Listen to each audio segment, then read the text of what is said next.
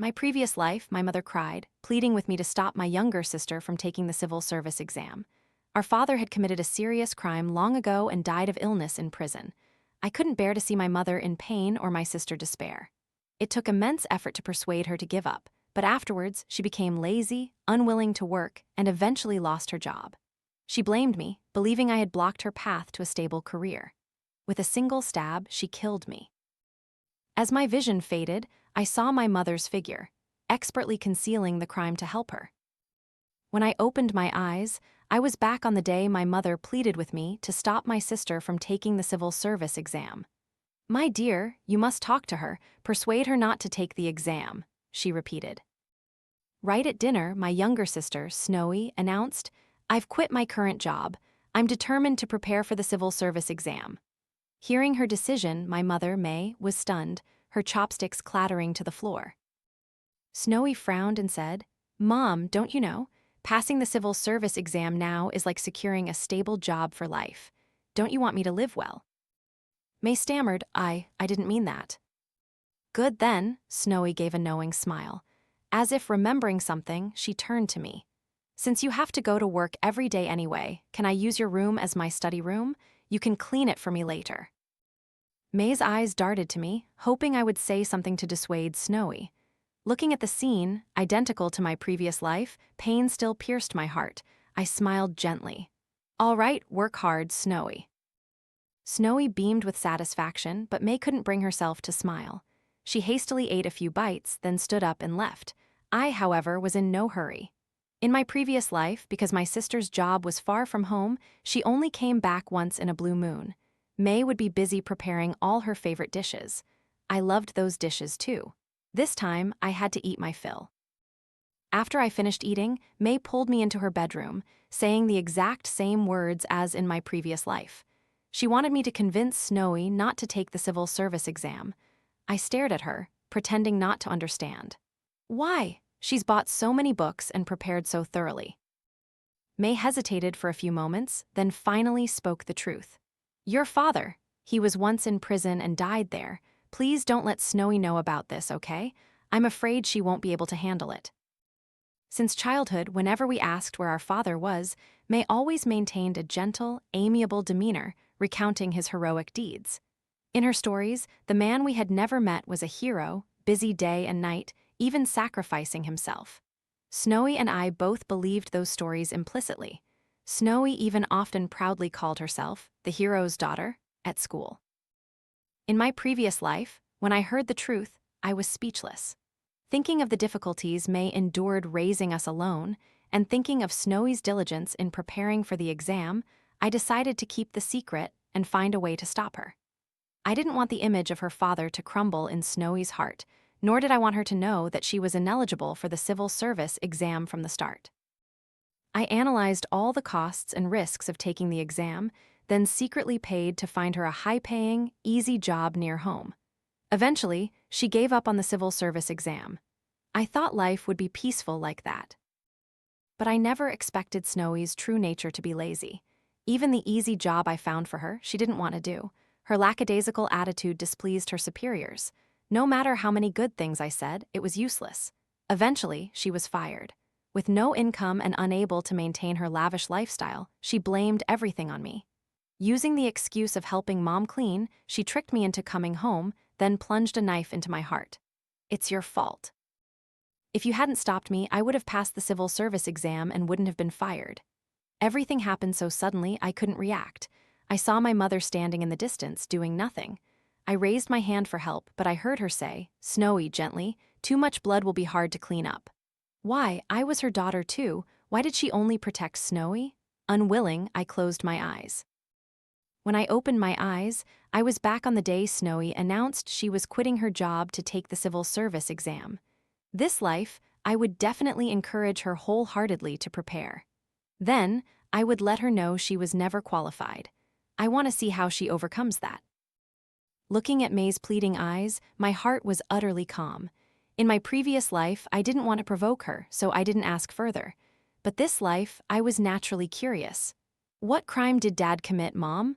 I pretended to ponder, then asked. May hesitated, trying to dodge the question. He just, Went to prison, you know. If someone has been to prison, Snowy won't pass the background check. Her awkward expression piqued my curiosity even more. But Mom, not all crimes prevent someone from passing a background check. What if Dad's crime was minor? Snowy could still take the exam, right? I patted her shoulder. Mom, I know our sister hasn't been very focused on her studies since childhood. Now, she finally has a goal to strive for. We can't tell her not to try, can we? Seeing that I had no intention of dissuading Snowy, May became anxious. She won't pass. Mackenzie, please help me convince her.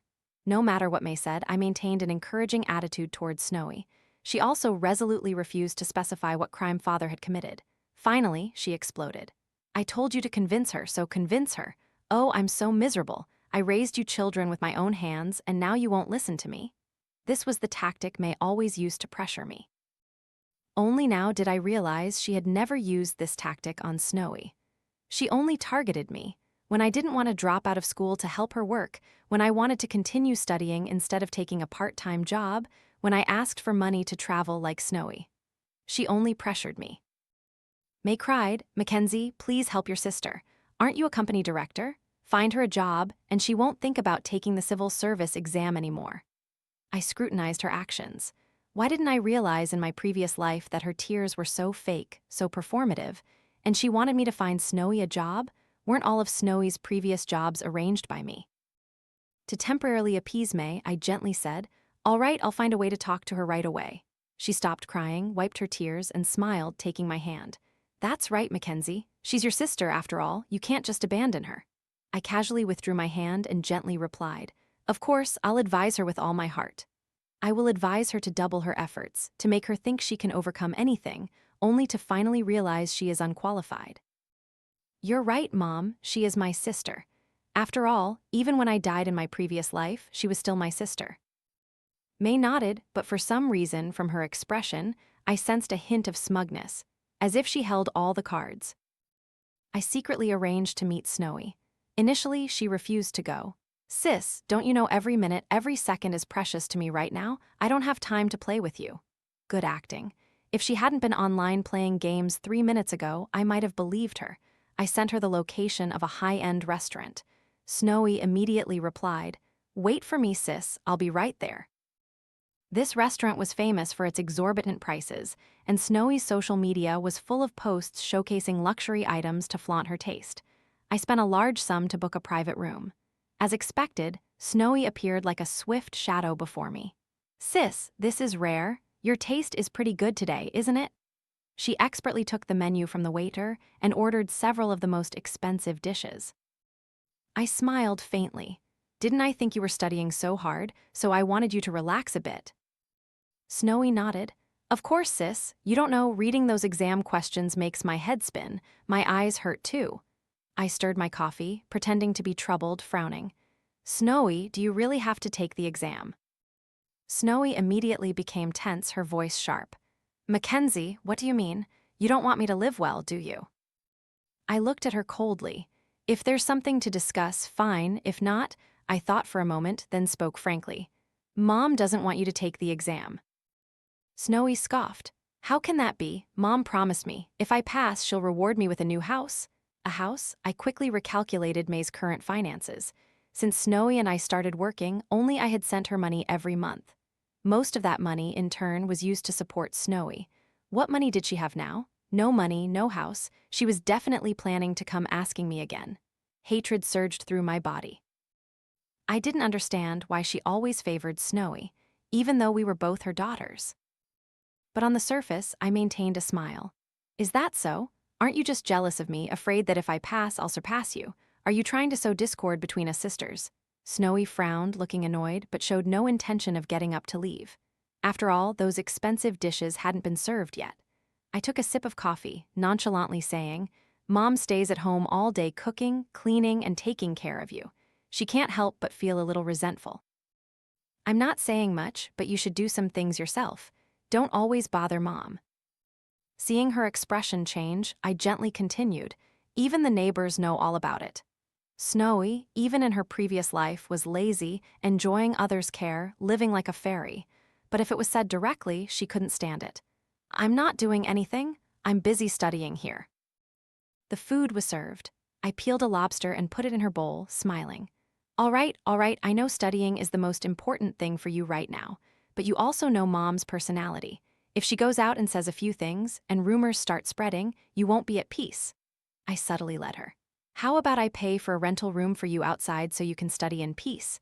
And for Mom, just tell her you're not taking the civil service exam anymore. Then, when you pass, it'll be a surprise for her. Initially, Snowy was a bit hesitant. Even if I paid, if May wasn't there, she would still have to clean and do other annoying chores herself. I wasn't in a hurry, waiting for her to decide. After the meal, I made an excuse of being busy with work and left first. Not long after, I saw Snowy post on her social media, a carefully edited photo of a luxurious meal. Busy all day, gotta treat myself. Sweat will be rewarded. Keep striving, ignite yourself. The post received countless likes and compliments. Snowy even responded with cute emojis, reveling in the praise. I didn't expose her but turned to May, telling her I couldn't convince Snowy. May was anxious. You couldn't convince her? What kind of work is that? Didn't you promise me? Her commanding tone irritated me. I immediately suggested a plan.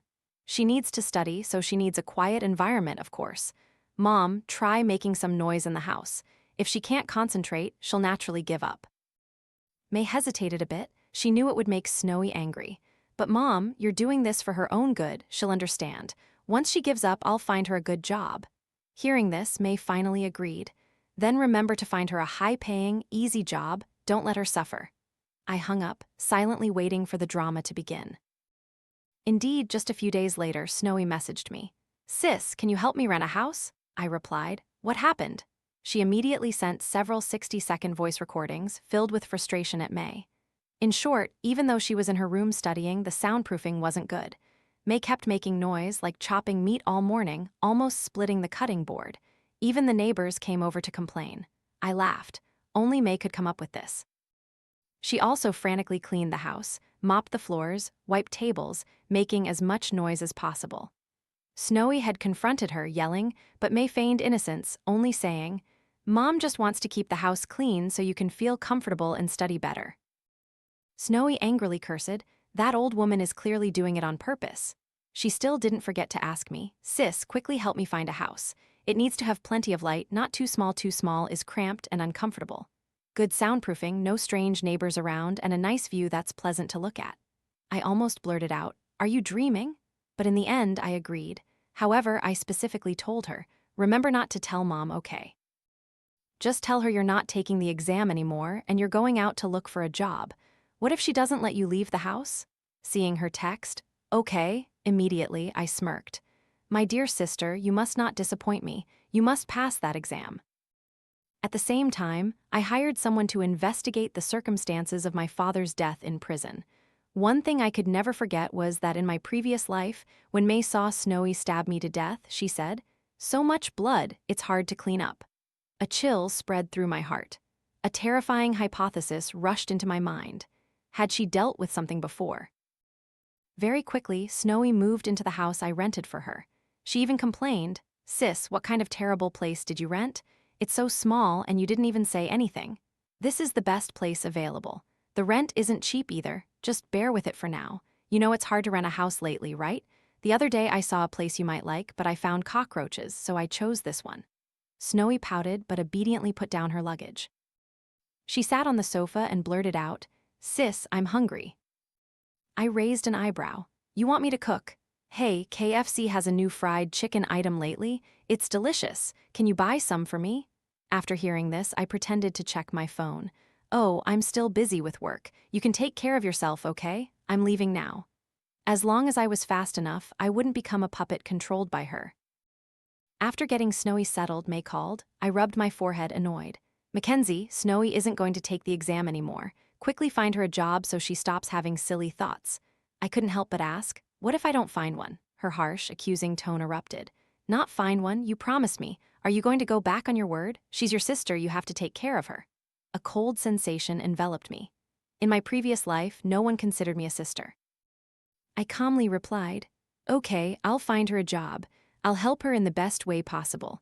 Help her achieve everything, then fall as hard as possible. May smiled with satisfaction. That's my good daughter. I also want to discuss this. Snowy is grown up now, it's time to think about marriage. Even though she doesn't have a partner yet, I heard online that girls nowadays absolutely must have a house before marriage to be stable. My heart tightened. Earlier, May told Snowy that if she passed the exam, she would reward her with a house. In my previous life, this also happened. At that time, May's reason was, "Your sister is getting married soon, she needs a wedding house. You handle it for her." Snowy didn't even have a boyfriend, yet May had already planned this. This meant that no matter what, she wanted to get a house for Snowy from me. She truly was wholeheartedly devoted to Snowy. "So you mean, as her older sister, I have to take care of her, right? Today I checked house prices. Not much, just about $1 million. This city wasn't big, but $1 million would only get you a house in the most luxurious areas. May truly knew how to calculate things for Snowy. "All right, when I have time, I'll go take a look." "That's my good daughter," May said, satisfied, and hung up. Buy a house? I thought of my father's old house. Perhaps I could use that as a gift for them both. I continued to encourage Snowy to study seriously, even introducing her to several courses taught by famous teachers. Of course, the biggest motivation was telling her that if she passed the exam, there would be many excellent civil servants for her to choose from. This made her determined for the first time. At the same time, May constantly urged me to go look at houses. I always used the excuse of being busy with work to refuse. She grew anxious. "Mackenzie, are you going to go back on your word?" "Mom, if I work overtime, I can earn triple the salary. Don't you want that anymore?" Hearing this, May immediately softened. She wanted me to buy a house, but she also wanted me to earn more money so she could have more to demand. Finally, Snowy's exam day arrived. After the exam, she hastily posted online, "1 year of hard work this moment, burning with passion, pen released," along with a selfie in front of the exam center. As expected, seeing this post, May immediately called me. "Mackenzie, what's going on?" "Snowy. She still went to take the exam?" I feigned innocence. "Mom, I don't know, didn't you say she didn't want to take the exam anymore?" On the other end of the phone, May seemed to be so angry she was panting. "Didn't I tell you to stop her? You're useless. Oh my goodness, what do we do now?" I glanced at Snowy, who was sitting next to me, saying nothing but making a thumbs-up gesture for success. "It's okay, Mom. How many people take the exam every year? What if she doesn't pass?" May was silent for a moment, then replied, "Right, Snowy never liked studying since she was little. This time, she definitely won't pass. As long as she doesn't pass, it's fine." I intentionally turned on the speakerphone so Snowy could hear. Her face immediately turned as black as coal. Hanging up the phone, Snowy said coldly, "Sis, that old woman really doesn't want me to pass. She really doesn't want me to live well." Previously, she had accused me of not wanting her to succeed. Now, it was May who didn't want her to succeed. I pretended to counsel her. "Maybe Mom just wants what's best for you. Maybe she thinks so many people take the exam every year, and if you try so hard and don't pass, you'll be very sad and disappointed. It's better to give up from the start. After all, Mom loves you. She always tells me to find you a job, even if it's not a very stable one," but I hadn't even finished when Snowy slammed the table, her face flushed with anger. "She doesn't want me to live well. What's so bad about me passing for her? She just wants me to be a beast of burden for others. Only after passing can I lie around comfortably and not be afraid of losing my job. Isn't that better?" This was Snowy's thought process. She always thought passing the exam meant enjoying benefits for life, an easy job with no worries. Things like salary or work pressure she never thought about. "Going to work isn't stable. I don't want to go anywhere. Sis, you're not allowed to find me a job." Snowy pointed at me, angrily giving orders. I nodded in agreement immediately. "I won't find one." I added fuel to the fire. "Actually, there's nothing wrong with working.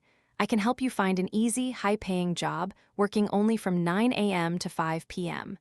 This work schedule was ideal, but Snowy had never been diligent about attending classes since school. How could she accept it? "I'm not going. You think I won't pass, so you want to harm me, right?" I waved my hands repeatedly.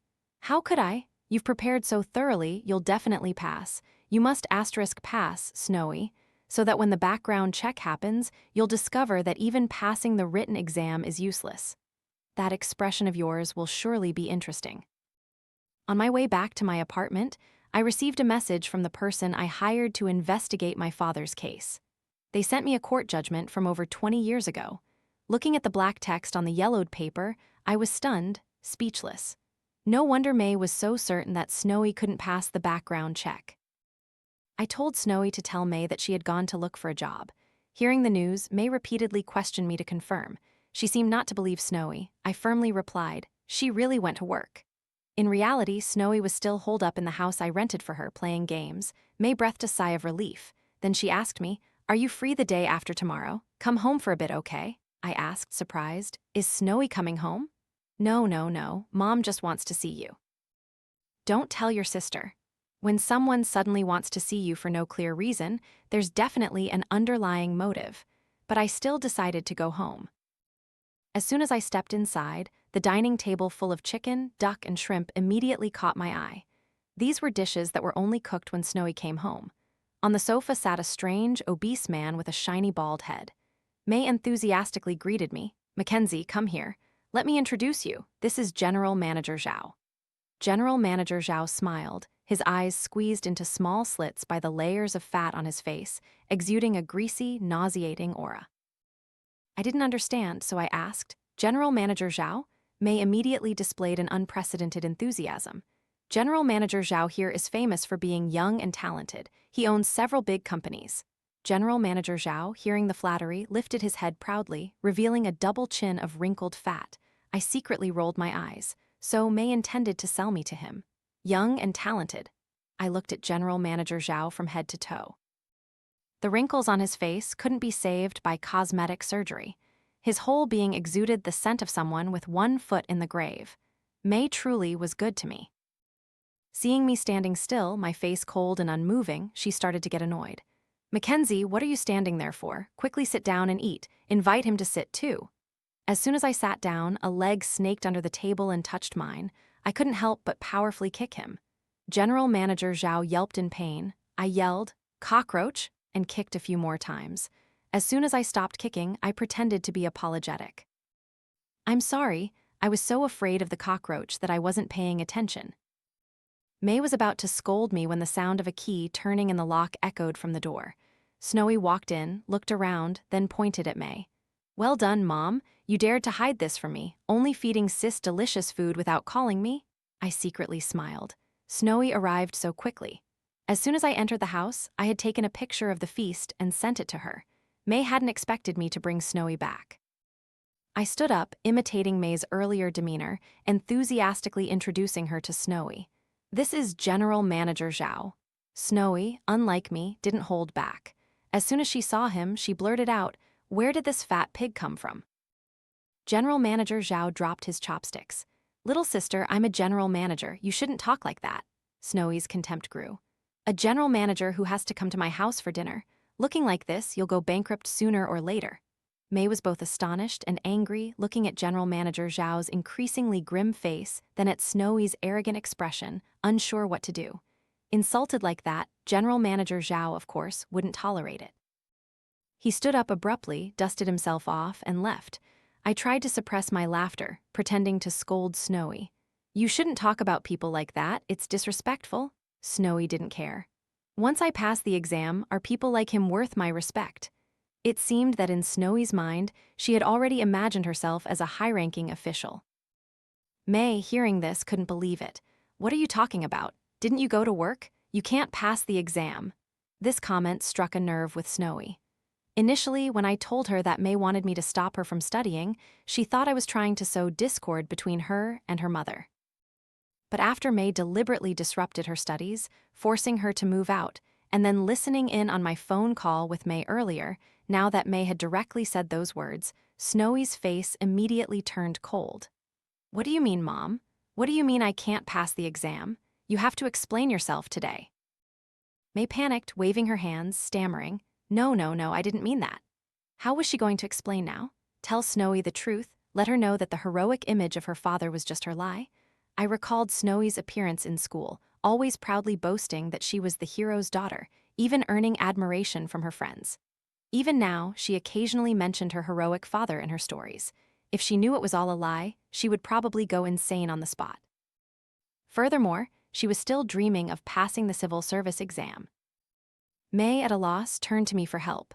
I calmly said, "Mom is worried that if she passes the exam, she'll have to work far from home and won't be able to come back, right?" As I spoke, I peeled a shrimp and put it in my mouth. "Delicious." May reacted quickly, continuing, Right, right. I'm just afraid that if you pass in a place far from home, I'll be alone at home. Snowy, of course, didn't believe it. Far from home, I'm applying for a position in the city. You're lying to me, aren't you? What are you talking about? Isn't Sis here? Your father isn't either. May stopped abruptly, not continuing. I pretended to suddenly remember something. Mom, are you afraid she'll end up like Dad and sacrifice herself? May immediately understood my meaning. She slumped to the floor, starting to cry. Oh, I'm so miserable. Your father also died because of that. I truly couldn't help but admire her acting. If she went to Hollywood, she would definitely make a fortune. Hearing about her heroic father, Snowy's face finally showed more trust. After all, in her heart, that father was even more sacred than May. Oh my God, is that all? It sounds like I'm going to take some dangerous exam. Don't trick me, Snowy glared. May, on the other hand, breathed a sigh of relief. She stood up, smiled at Snowy, and said, Snowy, you're tired, aren't you? Why don't you eat first? May now looked at the dining table and saw that most of the dishes had been touched. I swallowed the piece of lobster in my mouth and smiled. Mom is right. Lately, my sister should relax more. Eat a lot. May and Snowy both looked awkward, sitting down and stiffly starting to eat. Oh, I forgot. I think earlier, during our conversation, I accidentally spat into all the dishes on the table, but I'm sure they didn't mind. After dinner, May had to persuade Snowy in various ways before she finally left. Just the day before, she wished nothing more than for Snowy to stay home all day. In May's eyes, as soon as Snowy left, she immediately yelled at me. Mackenzie, what kind of work are you doing? Didn't I tell you to stop her? Are you this useless? I pretended to pick my ear, not even bothering to glance at her. May raised her hand to slap me. Slap, I beat her to it, slapping her hard. Seeing her astonished expression, I found it truly amusing. So, hitting someone felt this good.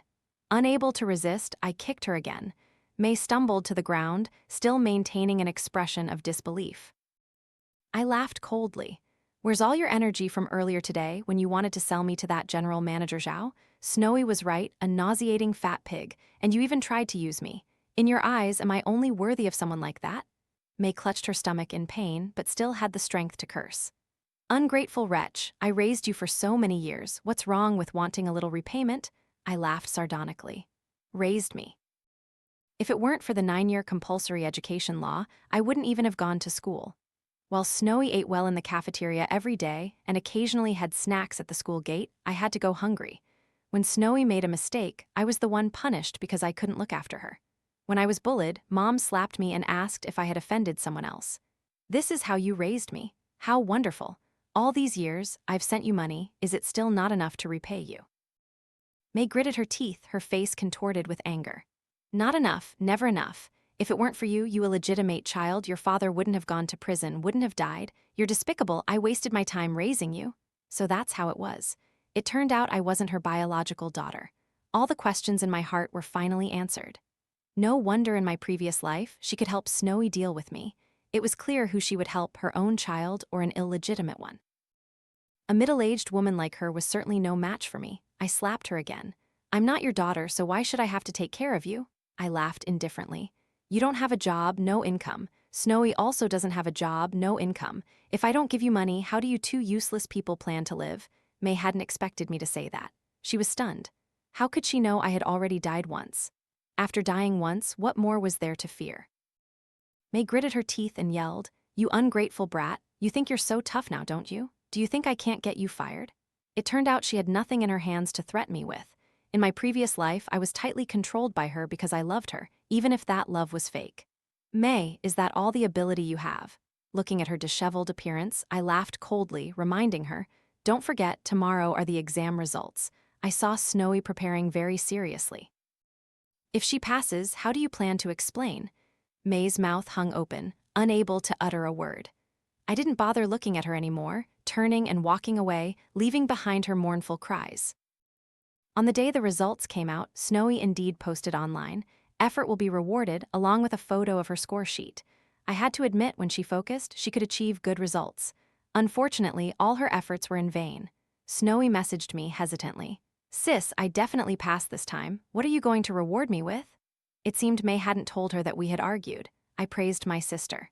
You're so smart. Come on, I'll treat you to a big feast. Snowy hesitated for a long time, then messaged, You don't mind if I bring friends, do you? Knowing her character too well, I immediately agreed. As expected, as soon as we arrived, she immediately, accidentally, bragged, "Today, my sister is treating me to a celebration because I'm about to pass the civil service exam. From now on, you all have to butter me up. Call me Your Excellency." I just shook my head inwardly. Snowy didn't know how to restrain herself. She was showing off something that wasn't even certain yet. All I had to do was keep praising her. And then, when it came to the interview and review process, after completing all the procedures at the time of the official announcement of the successful candidates, Snowy found that her name was not on the list. She collapsed. "No way, no way, someone must have pulled strings to steal my spot. Sis, you have to help me." Snowy clung to me, pleading like a drowning person. I smiled calmly and replied, "No one pulled any strings. The problem is you were never qualified." Snowy was stunned. "What are you talking about, sis?" I took out a yellow judgment paper. On it were black and white lines clearly stating the crimes of a man, 2 lives taken, sentenced to death, but died of illness in prison before the execution. Snowy screamed, "What is this? Sis, put it away." I grabbed her tightly, slapping her face hard with the judgment. I whispered into her ear, "This is your heroic father, my dear sister. Enjoy the feeling of falling from heaven to hell. All your efforts are now turned to dust." Snowy's body trembled. She frantically tore the judgment paper into tiny pieces, screaming incoherent sounds, until she finally fainted. When Snowy woke up, May had already been taken away by the police. From the moment I realized I wasn't May's biological daughter, I had taken DNA samples to find my birth parents. Not long after, the results showed that I was the child of the couple murdered by May's husband. It turned out that year, May had helped her husband dispose of the bodies. He took all the blame and went to prison, while she fled with Snowy and me. The reason she took me was because at the time she thought the baby in her womb was a boy, and she planned to raise me to be his daughter-in-law, raising me from a young age for that son. But unexpectedly, the baby born was a girl, and the neighbors at the time all knew she had 2 children, so she couldn't abandon me. This was why she always beat, scolded, and treated me coldly from childhood. Now, she couldn't escape justice any longer. Snowy stared blankly as the police led May away, not saying a word until only she and I were left in the hospital room. Then she hoarsely asked, "Sis, why didn't you stop me from taking the civil service exam this time? Why did you let my dream be shattered? Are you also reborn? He really was a hero, wasn't he?" Snowy screamed, lunging to scratch me. I gripped her hand tightly, smiling coldly. "Snowy, do you think it would be interesting if I sliced open your stomach?" She froze, her face showing clear horror. I whispered, "I've known for a long time that your father was no good. Didn't you once say that if I hadn't stopped you, you would have had a stable government job and could have laid around for life? Didn't you once blame me for blocking your path? Now I'm not blocking you, I'm even helping you with all my might, giving you a good study environment, encouraging you. And you're still not happy." Snowy stammered, I didn't know anything." "That's right, you didn't know anything, so feel free to take out your anger on me." I coldly recounted every detail of what May and her husband had done. "The heroic father you're so proud of is just scum, a murderer who killed my biological parents. You are the daughter of a murderer, do you know that?" I looked at Snowy's young face, indifferently saying, "What do you have besides your youth? You failed college after high school. The jobs I introduced you to, you never lasted more than half a year. Now, even taking the civil service exam is just a pipe dream. Snowy, how do you plan to live as a useless person like you?" Snowy sat stiffly on the hospital bed, then burst into uncontrollable sobs, her desolate cries echoing through the room. The next time I heard about Snowy, she had gone insane. In her madness, she killed May. The case was too old and most of the evidence had been destroyed. May only received a few years in prison. After being released, she immediately sought out Snowy. But as I had said, Snowy was originally a useless person. Even supporting herself was difficult, let alone supporting May. She hated May, hated her for not telling the truth sooner, causing her to waste so much effort in vain. She hated her even more for destroying her dream along with that man. So, in a small argument, Snowy raised a knife, just as she had done to me in my previous life, and killed May with a single stab. When the police took her away, she was still laughing maniacally. "I have money, I have an easy job, you're all jealous of me, aren't you?" As for me, I went to my birth parents' grave, offering a belated tribute after more than 20 years. From then on, the shadows of irrelevant people vanished from my life.